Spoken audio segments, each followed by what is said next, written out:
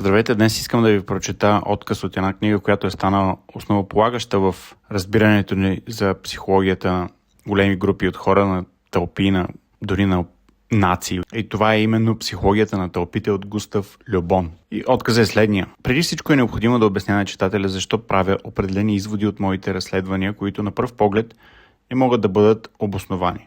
Причината за това е, че внимателното наблюдение на фактите от историята неизменно показва, че социалните организми, които са толкова сложни, колкото и всички останали същества, не могат в никакъв случай да бъдат принудени да се подложат на внезапни и крайни промени.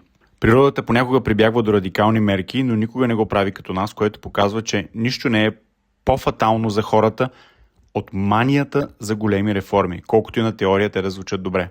Те биха били полезни само ако беше възможно да бъде променена душата на народите. Тази сила обаче притежава само времето. Хората се управляват от идеи, настроения и обичаи.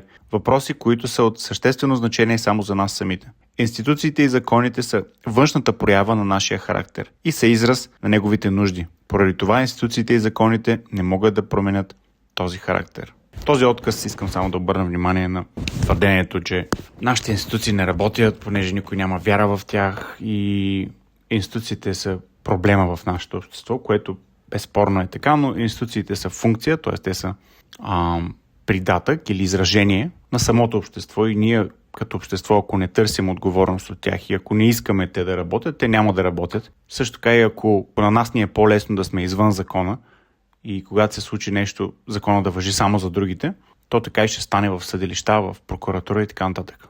Исках да добавя и, че самия отказ показва, че крайните промени и цялостно преструктуриране на това как работи едно общество или институции или каквото и да било никога не е добре за обществото, тъй като то ще стресира много системите и може да доведе до нещо не много добро. И самите хора не са готови за крайни промени и за новости, които изцяло да преобърнат света им. Затова е хубаво да се правят реформи стъпка по стъпка, консистентно, продължително, но никога изведнъж всичко. Благодаря.